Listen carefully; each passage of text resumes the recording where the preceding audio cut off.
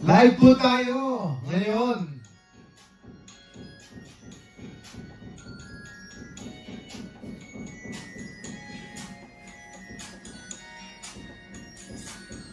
Boom, boom, boom!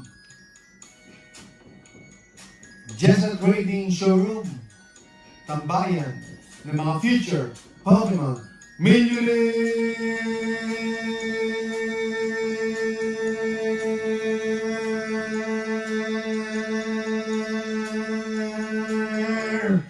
Boom, boom, boom!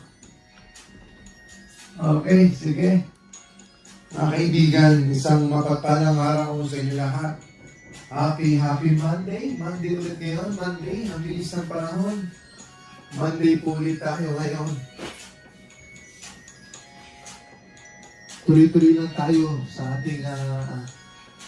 ating seal investing, seal collecting. Boom, boom, boom! Medyo kulang sa energy. Pero salamat po. Ayun po, Sir Alejandro. Boom, boom, boom! Day 2 of asking to buy your son's Kanto set for 7K. Aha. Wala po siya rito eh. Tanong ko siya, mga kaibigan. Sa kanya po kasi yun. At meron siyang sariling mundo sa Pokemon. Meron siyang sariling mundo. Ito ngayon ang pinagbibenta niya sa akin. So, pinagbibenta niya sa akin itong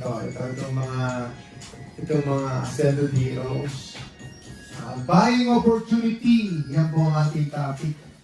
Ang buying opportunity po, nandyan lang po yan sa tabi-tabi. It's always available.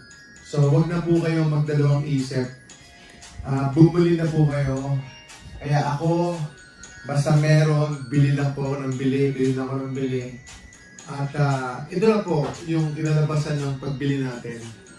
Hindi naman tayo pwedeng magkaroon ng seal investing, seal collecting. Hindi tayo pwedeng magkaroon ng mga products na ganito kung hindi tayo bibili. So we really have to buy more. Especially po sa atin. And we are very serious po sa sealed products. We are very serious po sa mga sealed items. Ang focus talaga natin ay sealed products, less sa mga raw cards at saka sa playables. Less po tayo doon. Mas focus po tayo sa sealed products po. Boom, boom, boom. Pero syempre, meron tayong mga playables, meron tayong mga ibang mga items or mga raw cards, graded cards. Pero ang focus ko talaga ay sealed products. Pinagpapaubaya ko na po yan sa aking mga anak. Kaya sa aking mga anak yung mga raw cards. Magaling po yung anak ko sa mga raw cards.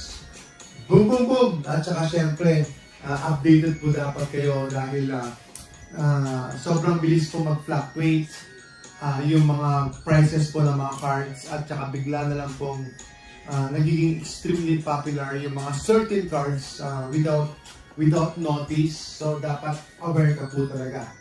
Familiar ka po talaga sa mga movements ng mga items, mga kaibigan.